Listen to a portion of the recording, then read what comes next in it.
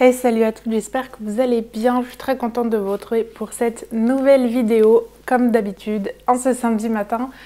On se retrouve aujourd'hui pour un bilan couture. Alors, j'ai pas beaucoup de pièces à vous montrer.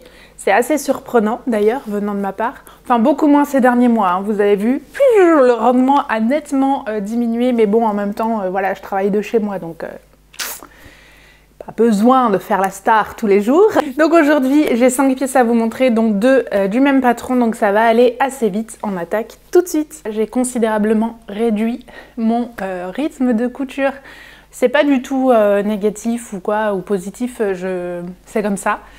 Après, forcément, il y a beaucoup de pièces que j'ai cousues que je peux pas vous montrer, mais que je vous dévoile bientôt. Je sais pas trop comment je vais m'organiser, mais certainement les 2 prochaines vidéos seront liées à la marque. J'essaierai de vous faire une petite présentation, et puis j'ai cousu vraiment beaucoup de modèles, enfin beaucoup. En tout cas, suffisamment pour vous en faire un bilan couture à part entière. Hey Luigi, bienvenue dans cette nouvelle vidéo. Ça va le chat?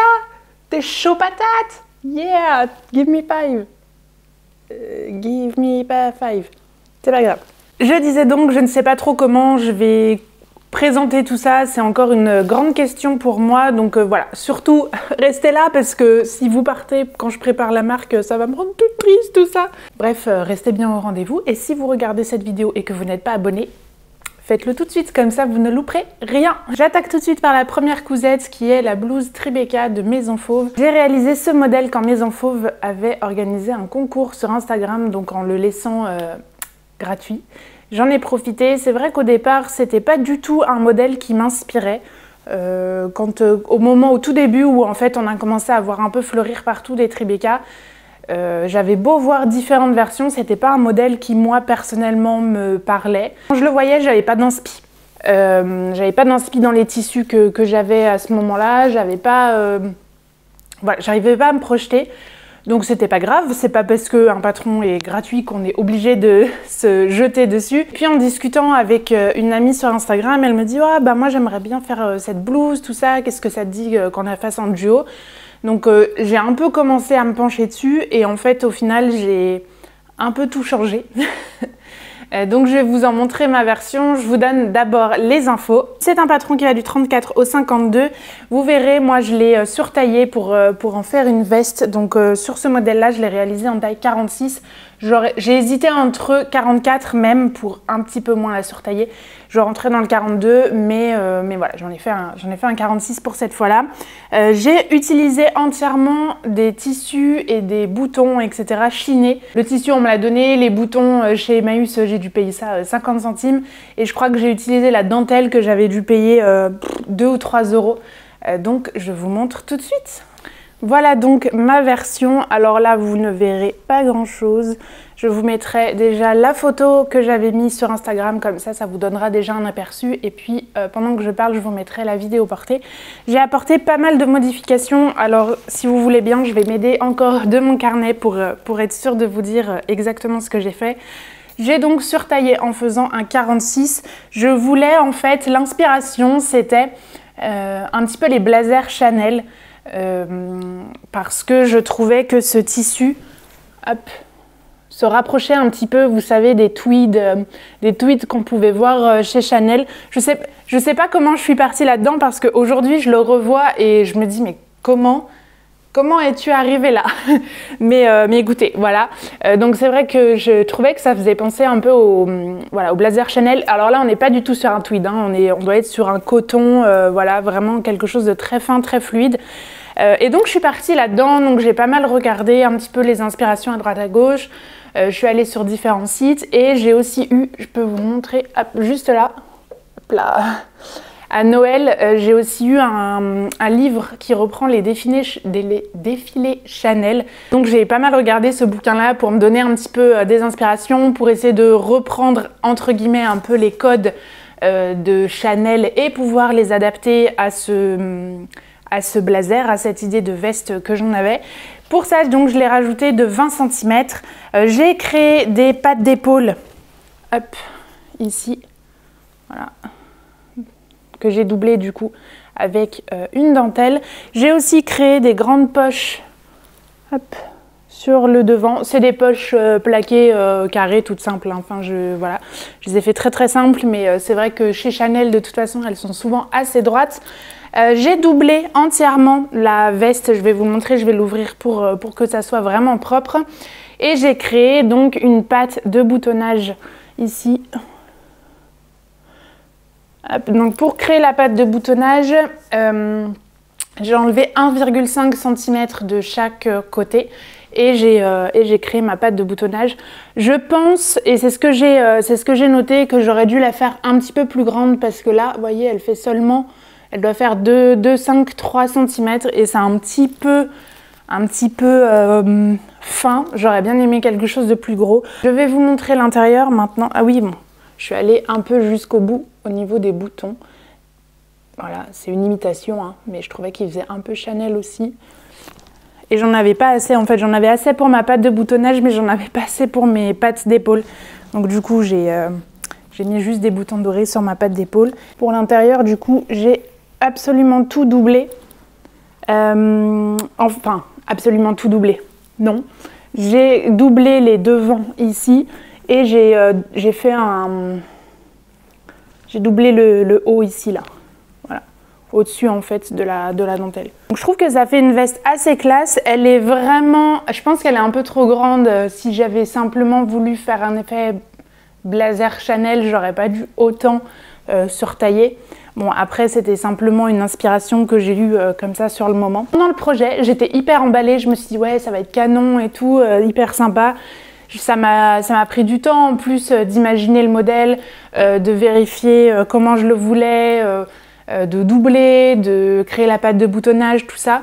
Donc j'étais vraiment, vraiment emballée par mon projet au final et plutôt contente parce que pour un projet qui m'emballait pas du tout au début, comme je vous l'ai dit, je me suis dit bah c'est cool, voilà, j'ai réussi à m'approprier le projet. Et en fait quand je l'ai terminé et que je l'ai essayé, je sais pas. Je me suis dit, ça se trouve, ça venait de la couleur qui m'avait pas embêtée de prime abord. Et comme c'est quand même un peu rose saumon et que c'est pas forcément une couleur que je porte beaucoup, je me suis dit, tiens, c'est peut-être à cause de ça. Après aussi, je me dis que c'est peut-être simplement une question de saisonnalité. Dans le sens où ça, je pense que c'est une petite veste qui ira très bien pour le printemps avec voilà, simplement un petit t-shirt blanc, un jean ou voilà, une robe blanche et simplement cette petite veste par-dessus. C'est vrai que là, du coup, j'ai pas non plus eu beaucoup la possibilité ni l'envie de la porter. Je pense que du coup ça joue un peu sur mon appréciation finale. Je sais pas ce que vous en penserez, vous me direz en commentaire après la vidéo portée ce que vous en avez pensé. Je m'excuse aussi parce que je sais pas, je vais essayer de faire un bilan couture correct, mais je sens que c'est compliqué aujourd'hui. Donc m'en voulez pas, voilà. Je fais de mon mieux, mais à 15 heures de taf par jour, je sens que mes nerfs sont un petit peu fragiles. Ça, c'était mon premier projet. Je suis donc pas sûre de le porter sur le long terme. Je vais le garder de toute façon. Hein. Là, pour l'instant, il n'est pas question de m'en séparer. Je vais le garder et puis je pense que je trouverai à le porter. Néanmoins, je ne pense pas que ça devienne ma nouvelle blouse, ma nouvelle veste préférée. Mais voilà, j'étais quand même contente de participer à ce défi. Il y avait de nombreuses réalisations.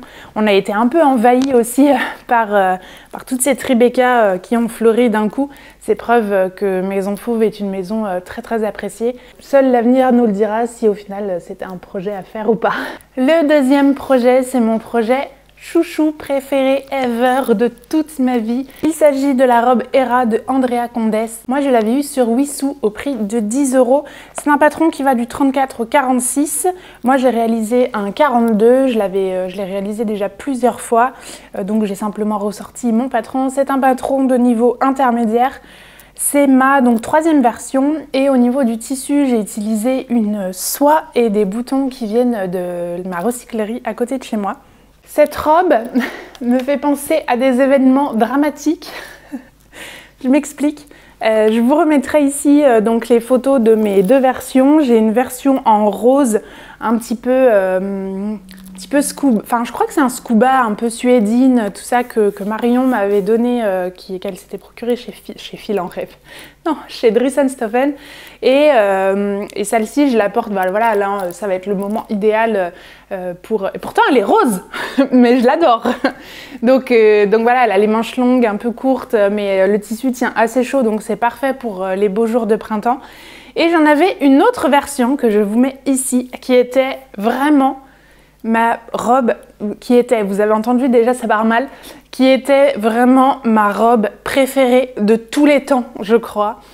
Non pas forcément en termes de technicité, en termes de tissu ou quoi, mais c'était la robe que je mettais constamment en hiver, en été, au printemps. Enfin, je l'adore cette robe. Mais j'ai eu, alors pas quelque chose de grave, tout le monde va bien, voilà, mais j'ai eu une petite tuile sur l'autoroute il y a de cela un mois maintenant, je pense. Et je portais cette robe et en fait, dans le stress, l'angoisse, tout ça, en fait, j'étais captivée par ce que me racontait le gendarme et je n'ai pas vu la glissière, c'est comme ça que ça s'appelle, la glissière de l'autoroute assez tranchante qui m'a bousillé ma robe et bousillé la cuisse par la même occasion. Et en fait, je me suis retrouvée avec un trou énorme parce que c'était une viscose, donc autant vous dire que ce truc-là, une fois que c'est accroché, voilà. C'était pas réparable, c'est pas comme si j'avais un trou comme, enfin une ouverture comme ça et on peut essayer de bidouiller. Là, c'était vraiment sur le devant et en fait, l'ouverture faisait vraiment un espèce de grand L, donc j'avais vraiment un truc ouvert, voilà. Et du coup, j'ai dû m'en séparer.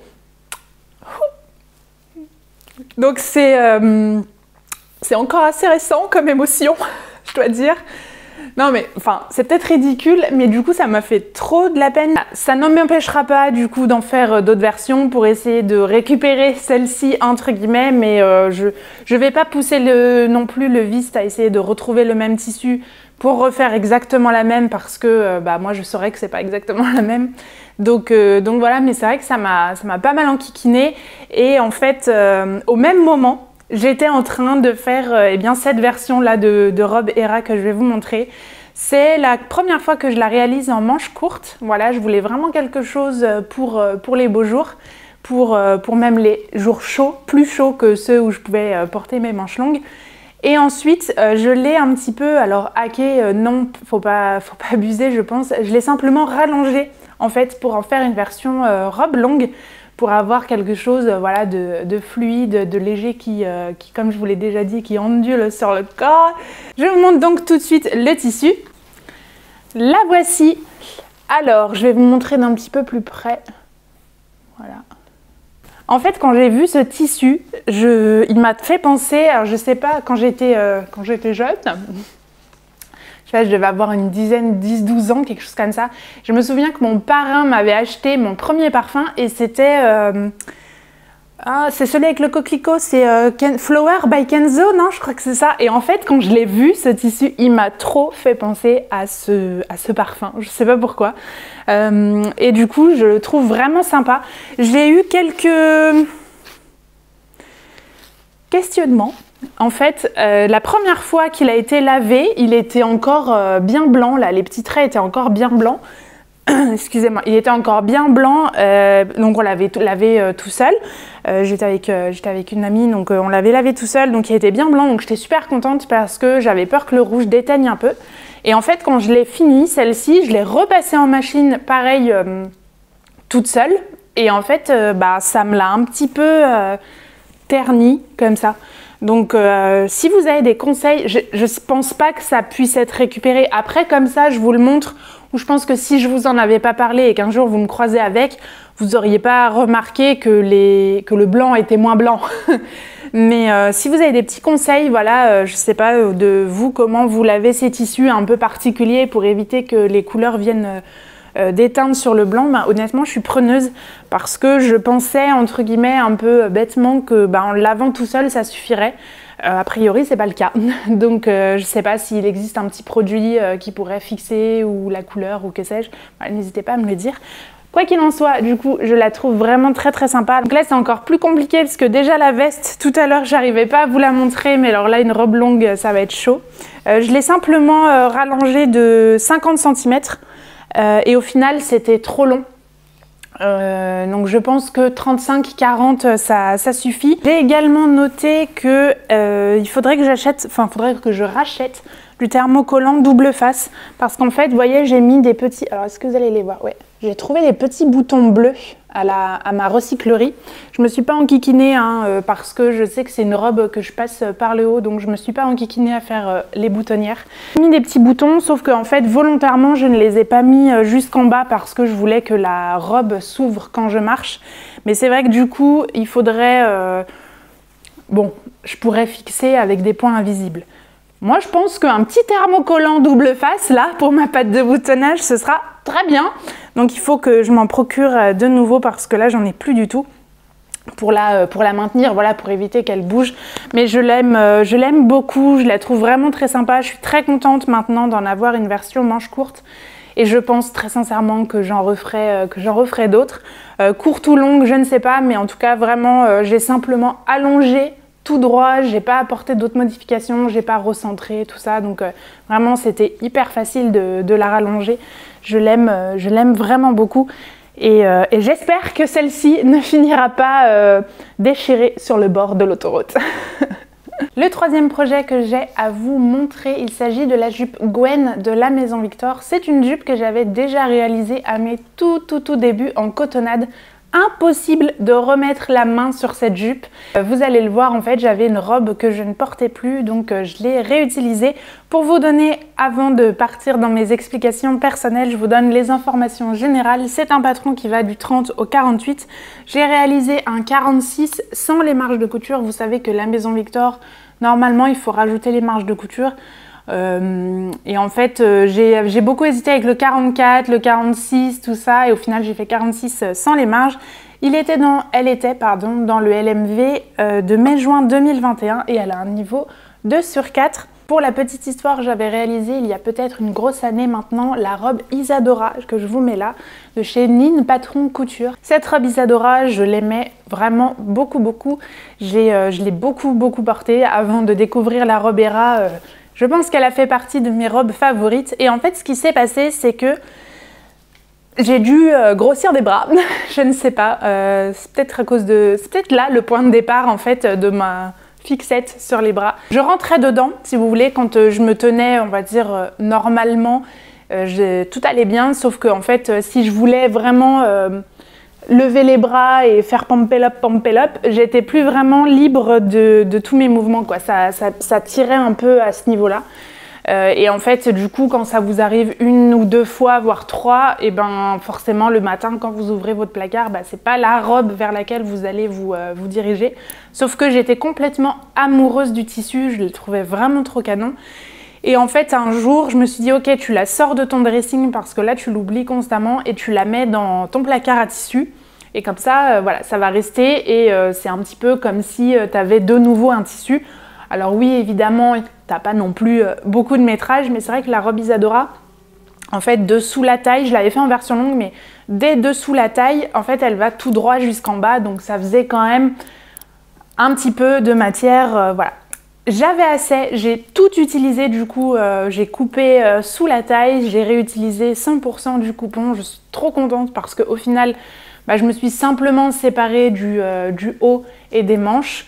J'ai réutilisé le zip dans le dos, enfin j'ai réutilisé, non, j'ai récupéré, parce que là sur la jupe Gwen il n'y a pas de zip, je l'ai récupéré pour une prochaine fois, mais du coup franchement, j'étais trop contente parce que là je sais que ça lui donne entre guillemets une deuxième vie, un second souffle, et donc je l'aime trop. En plus, je me suis trop appliquée dans les finitions, il faut absolument que vous voyez ça, c'est canon. Là voici, donc c'est le tissu de ma robe Isadora réutilisée, franchement, il est trop canon. C'est vraiment un tissu trop joli. Donc je voulais absolument pas m'en séparer. Au niveau des finitions, je vais me la péter un peu parce que franchement, elles sont ouf. Donc là j'ai fait, c'est une fermeture pression, mais j'ai pas fait les pressions apparentes sur l'extérieur. Hop, elles sont ici, vous voyez. Donc c'est la couleur qui se rapprochait le plus et regardez-moi ça. j'ai tout gancé l'intérieur. En fait, pour repartir, j'étais avec Camille de La Belle et la Bobine et Fabienne de Cosette Factory ce samedi-là. Voilà, on s'est fait une journée couture à la maison. Et en fait, je commence à coudre du coup machinalement et en fait, je fais « Oh, ça va faire moche les coutures avec le surjet là. » Bon, évidemment, une jupe portefeuille ne veut pas dire que vous avez tout à l'air quand vous marchez, mais je me suis dit, bah quand même, c'est dommage, c'est une petite pièce. Voilà, donc j'ai tout décousu. Au départ, je me suis dit, bon, bah tu vas faire des coutures anglaises, mais qui dit couture anglaise, bah du coup, si tu le fais sur les côtés, il faudra aussi que tu le fasses sur le volant. Et puis, je me suis rappelé de ce billet que j'avais dans mon placard. Je me rapproche pour vous montrer. Il est exactement dans les tons du tissu, vous voyez, c'est quasiment le même vert, enfin c'est le même vert ici. Donc là je me suis dit mais trop cool et donc j'ai gancé 100% de mes coutures et j'ai fait, alors on m'a repris parce qu'apparemment ce n'est pas un ourlet mouchoir, les ourlets mouchoirs ne font que 2 mm mais j'ai aussi caché, j'ai fait un double repli sur ma parmenture pour que du coup on ne voit rien non plus au niveau de ma parmenture. Et donc, je vais me reculer, maintenant que je me suis approchée, je vais me reculer pour vous montrer cette beauté à l'intérieur. Alors, je ne vois pas du tout ce que je suis en train de vous montrer, donc j'espère que je vous montre bien. Mais hop. Ouais, voilà. Donc là, en gros, vous avez les coutures côté, ici et là. Et après, en fait, j'ai entièrement donc gancé le volant et les coutures du volant aussi. Je suis trop contente, vraiment, je l'aime trop. Je sais que c'est vraiment une jupe que je vais porter beaucoup. Et puis, je pense que c'est vraiment une jupe et intemporelle et portable en toute saison parce que, bah, vous voyez, avec du blanc, comme elle a les fleurs blanches, je pense que ça ira bien pour l'été, le printemps, etc. Et comme le bordeaux est quand même une couleur chaude avec des collants, je pense aussi pour l'hiver avec un pull que ça pourra très bien aller. Contrairement à la version que j'avais fait il y a très longtemps dans mes débuts, où je n'avais pas mis les passants, là je les ai mis. Voilà, donc j'ai bien respecté la position du montage. Ça vient pas chez moi, par contre, c'est le seul petit point où je comprends pas trop ce que j'ai fait. C'est loin d'être grave, ok, mais en fait, quand vous positionnez vos passants, alors je vais mettre voilà, je vais faire comme ça vous les repérez bien. En fait, ils disent que c'est censé du coup venir ici et bien plaquer votre parmenture à votre jupe. Du coup, entre guillemets, ça vous enlève l'étape de venir fixer à la main par quelques points du coup sur les côtés les parmentures. Sauf qu'en fait, eh ben moi, c'est pas... En fait, si je voulais fixer ma parmenture, il aurait fallu que le volant se termine ici, donc là où j'ai mon doigt. Et en fait, moi, il se termine ici. Si je respectais bien la taille qu'ils indiquaient, en faisant bien les replis qu'ils indiquaient, donc en fait, bah du coup, je vais essayer de vous montrer le trait, là. Du coup, moi, ça prend pas du tout ma parmenture. C'est pas du tout grave, parce que je pense que elle sera bien plaquée quand je vais la porter. Mais voilà, c'est simplement le petit défaut. Je suis essoufflée. Je pense que mon fils m'a refilé son angine. À mon avis, je fais bien de faire cette vidéo aujourd'hui parce que je pense que demain, j'ai plus de voix. Ce sont vraiment, avec le top qui arrive juste après, ce sont vraiment les deux projets dont je suis le plus fière sur ce bilan couture. Les deux derniers projets sont le top et la robe Happy de Mimoy Pattern. Pour une fois, j'ai fait 2 fois le même patron et 2 fois d'affilée le même patron. Je sais pas, j'étais hyper motivée. Autant vous dire qu'après le deuxième, c'est plus le cas, j'ai plus de motivation. Je vous donne du coup les infos générales sur le patron. Donc c'est un patron qui va du 32 au 50, je l'ai réalisé moi en 44. C'est un niveau avancé à mon sens parce qu'il ne me semble pas qu'il y a de niveau indiqué sur le patron, mais je dirais quand même que c'est assez avancé. Le PDF est au prix de 10,70 €. J'ai utilisé pour ma première version que je vais vous montrer là maintenant un tissu polyester que j'avais acheté chez Laurent Tissu à côté de chez moi. Il est juste trop magnifique. Je vous le montre. Il est comme ça. Donc c'est noir avec des petits pois dorés. Je suis trop fan. Je vais juste fermer. Voilà, ça aura plus de tenue pour que je puisse vous montrer le top. Voilà ce que ça donne. Alors sur les deux projets là que je vais vous montrer, il n'y a pas les boutons. J'ai pas encore trouvé les boutons qui correspondaient. Ou alors j'ai le bouton qui correspond mais genre j'ai pas le nombre. À un près il m'en manque. Et comme en fait c'est fermé par des petites brides, bah, ça va pas, il me faut le nombre exact. Donc sur les vidéos, j'essaierai de vous les passer et je rajouterai des petites épingles. Voilà, donc si vous voyez des épingles au milieu, c'est pas que je suis en train de cacher un gros défaut, c'est simplement que je suis en train de cacher mon corps, voyez-vous. C'est vraiment une blouse dont je suis extrêmement fière parce que Mimoy Pattern prévoit déjà une blouse très travaillée, très soignée. C'est une blouse qui est doublée sur le haut. Elle prévoit aussi, vous voyez, elle pense aux détails dont je vous parlais par exemple tout à l'heure sur la jupe où je vous disais j'ai fait un double repli sur les parmentures. Ben là aussi elle le prévoit à l'intérieur de ses parmentures. Donc elle a déjà, si vous voulez, vocation à être extrêmement propre, mais l'intérieur est vraiment parfait. À mon sens, je vous dis niveau avancé parce que c'est quand même pas facile, bah, il faut gérer la doublure. Donc ça fait plus ou moins peur, ça c'est vraiment propre à chacune. Mais il y a quand même pas mal de minutie à avoir, notamment au niveau de la couture ici, de la coulisse. Tout est vraiment pris en sandwich. Les brides, si on n'en a jamais fait, ça peut aussi un petit peu dérouter. Mais vraiment, le résultat en vaut vraiment la peine. Comme c'est un tissu noir, j'ai pu sur les volants mettre, utiliser un rouloté. Donc je trouve que ça fait vraiment très classe. Il est très fin en plus, donc j'aime beaucoup. C'était la première fois aussi que je travaillais de la doublure de cette manière. Je vais simplifier pour que vous puissiez toutes me suivre. Mais pour moi, entre guillemets, la doublure intérieure d'un top, bah, entre guillemets, c'était les mêmes pièces. Voilà. Que l'extérieur. Et là, en fait, elle a fait une parmenture plus une partie doublure. Donc c'est vrai que ça peut être un peu perturbant parce que du coup, quand vous coupez le patron, vous êtes dans l'optique que c'est doublé. Et puis là, vous voyez parmenture devant, dos. Donc plusieurs fois, je me suis dit, est-ce qu'il faut que je les coupe? Parce que non, moi, je mets pas des parmentures. En fait, je pensais que c'était un choix. Soit on doublait, soit il y avait les parmentures. Et en fait, non, vous ne faites pas piéger. C'est bien doublé en ayant des parmentures. Donc du coup, voilà. Donc là, en fait, vous avez la parmenture dos, la parmenture devant et la doublure. Voilà. Je ne sais pas à quoi ça sert ou à quoi c'est dû ou ce que ça apporte. C'est peut-être une préférence de la créatrice ou peut-être qu'il y a une raison que j'ignore. Mais voilà, vous ne faites pas piéger parce que je sais que je me suis posé 2-3 fois la question. Moi, je trouve que c'est vraiment le genre de blouse qui met bien votre décolleté en valeur. Je ne suis pas quelqu'un qui craint les décolletés, au contraire, je trouve que c'est super joli. Mais là, je veux dire, si vous avez un truc à négocier, allez-y, mettez ce top. Parce que vraiment, ah bah c'est convaincant, voilà. Après, j'avais lu un peu un commentaire sur Instagram où elle disait qu'au contraire, c'était très adapté, enfin, que c'était super sur les plus petites poitrines. Voilà, moi j'ai pas forcément une petite poitrine.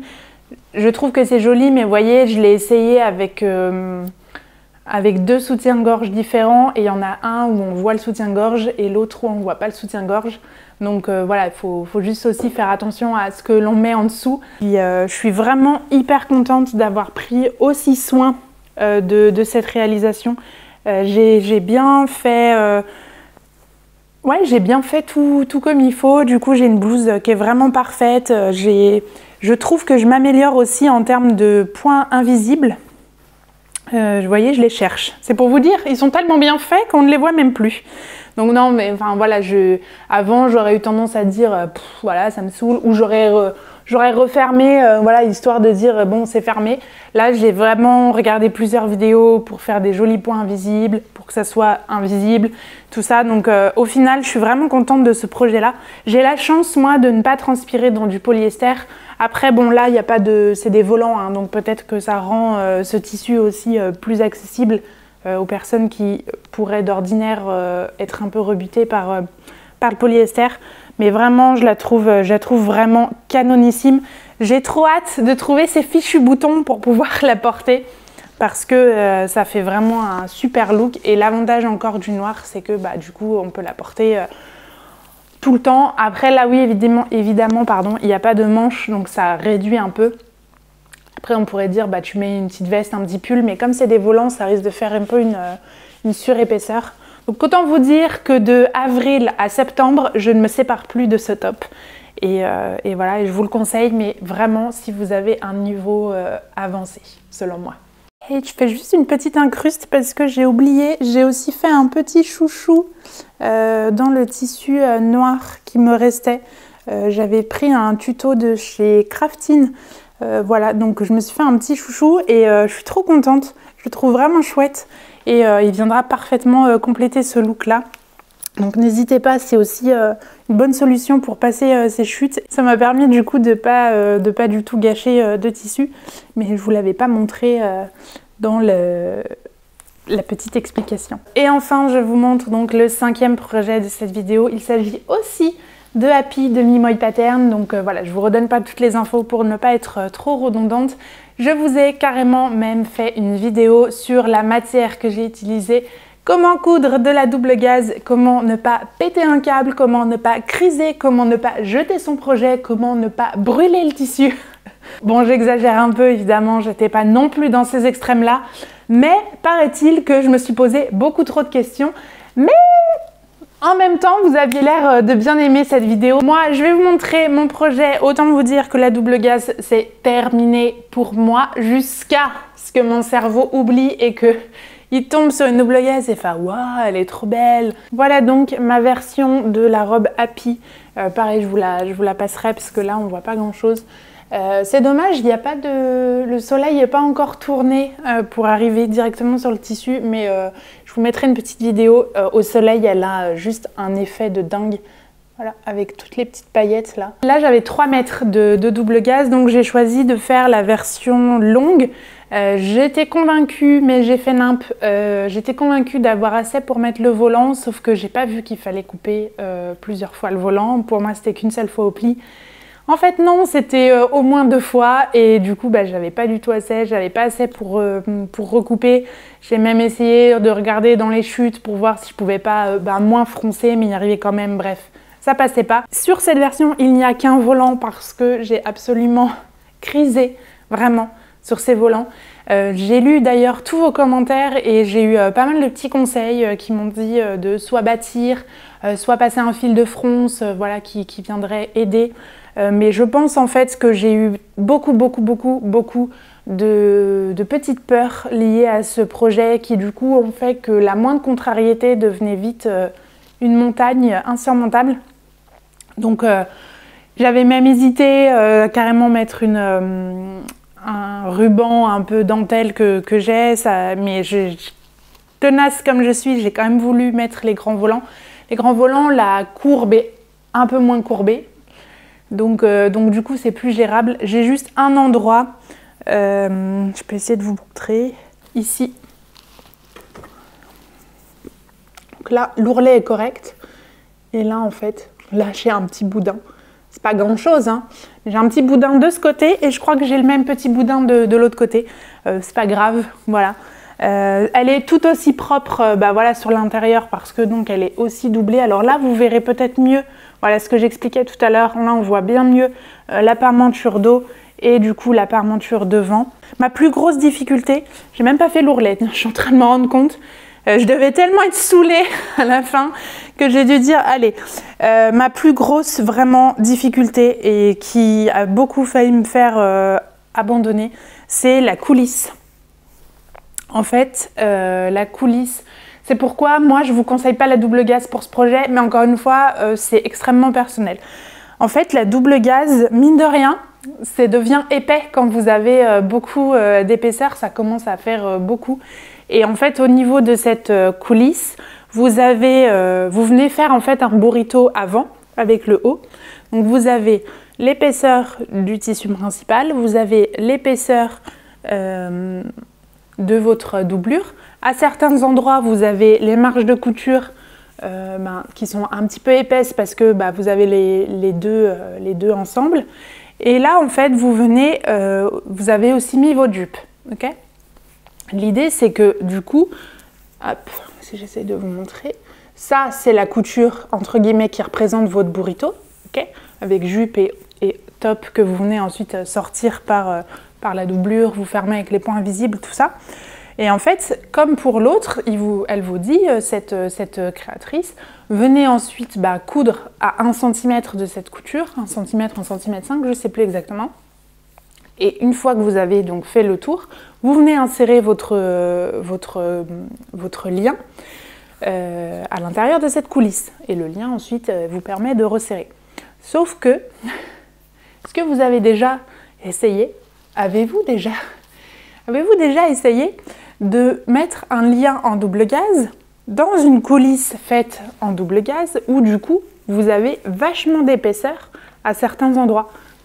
Ça passe pas en fait, ça passe pas ou ça abîme vraiment beaucoup vos tissus parce qu'en fait vous essayez de pousser le fessier de l'épingle à nourrice et du coup ça fait qu'elle s'ouvre donc ça s'accroche. Enfin voilà, vraiment ça m'a fait criser je pense pendant une bonne quarantaine de minutes. Et en fait j'ai fini par me dire je vais placer le lien. Et je vais venir faire la couture en fait après, entre guillemets, je vais venir moi l'emprisonner. Mais c'est horrible. Je suis venue redécoudre les côtés là, ici, par lequel normalement vous sortez tout votre burrito. Je suis venue le redécoudre pour passer mes petites mains dedans pour essayer de caler et faire tenir avec des épingles et venir ensuite coudre. Mais ça m'a pris, je pense que j'ai passé plus de 2 heures, 2 heures et demie juste sur cette couture-là. C'était vraiment la galère parce qu'il faut quand même tendre l'élastique. Alors j'essayais de tendre, tenir avec mon pied, puis enfin voilà, au final j'ai demandé à mon fils qui du coup tenait comme ça de toutes ses forces et je lui disais mais tiens, il me disait mais c'est dur. Donc c'était vraiment pas facile et du coup c'est pas parfait. Alors il y a des endroits, c'est très bien, vous voyez là ce que je vous montre. Voilà, c'est très correct. Et évidemment, l'endroit qui a le plus foiré, c'est devant. Voilà, c'est devant parce que c'est toujours comme ça de toute façon que ça se passe. Alors ça reste sous le sein et je suis la seule à le savoir, enfin avec vous maintenant. Mais du coup, personne ne va à ce point-là me regarder. Mais en fait, je pense que ça a rajouté de ma frustration parce que double gaz, parce que difficulté, parce que temps, 2 heures et demie que je suis dessus, patati patata. Mais aussi parce que j'avais déjà en main la version noire qui était sublime de A à Z. Et donc forcément, quand on sait que c'est possible et qu'on est là avec la même application et qu'on veut que ça soit tout pareil et que ça rend pas pareil, c'est pénible. Là devant, j'ai un bourrelet pas beau là, qui est du coup bien plus épais que ce que normalement il devrait être. Et du coup j'ai dû un peu amener un peu de tissu de jupe dedans, ça me fait un petit bourrelet supplémentaire. C'est pas grave, mais voilà, ça me contrarie. Ça me contrarie. Ceci dit, je pense que elle va être quand même très belle pour cette saison-là. Je ne porte pas de double gaz du coup, enfin vous en doutez, à force de m'entendre me plaindre. Donc j'ai beaucoup entendu que c'était très agréable l'été, que c'était très léger, très fluide, tout ça. Donc j'ai hâte quand même de la porter. J'ai hâte surtout de voir voilà, son rendu au soleil. Et j'ai hâte de lui trouver des boutons aussi. Je pense que j'aurais vraiment dû faire l'ourlet en même temps que j'étais parce que là, me dire qu'il faut que je me remette dessus... Je suis pas sûre de le refaire parce que voilà, là j'ai quand même 2 versions. Puis bon, là de toute façon elle m'a calmée pour la saison. Faut laisser le temps d'oublier. Mais c'est vraiment un très très joli modèle. Je connaissais pas cette marque en dehors de ce modèle-là que Elise m'avait fait découvrir. Je me suis procuré depuis un autre patron, un patron d'un pull que je trouve canon. Donc peut-être que vous le verrez très bientôt. Voilà ce que j'avais à vous dire en tout cas sur Happy. Voilà, ce bilan couture est maintenant terminé. J'espère qu'il vous a plu. J'espère, pourquoi pas, vous avoir donné envie de réaliser certains modèles ou de faire des gansages de couture. Je vous souhaite en tout cas un très bon samedi, un très bon week-end, une très belle semaine, peu importe quand vous regardez cette vidéo. N'hésitez pas, si vous ne l'avez pas fait, à vous abonner à cette chaîne. Vous pouvez aussi, avec grand plaisir, me laisser un commentaire, un pouce en l'air, bref, n'importe quoi sur cette vidéo, tant que c'est bienveillant. Je vous fais de gros bisous, je vous dis à très vite pour de nouvelles aventures couturesques. Salut!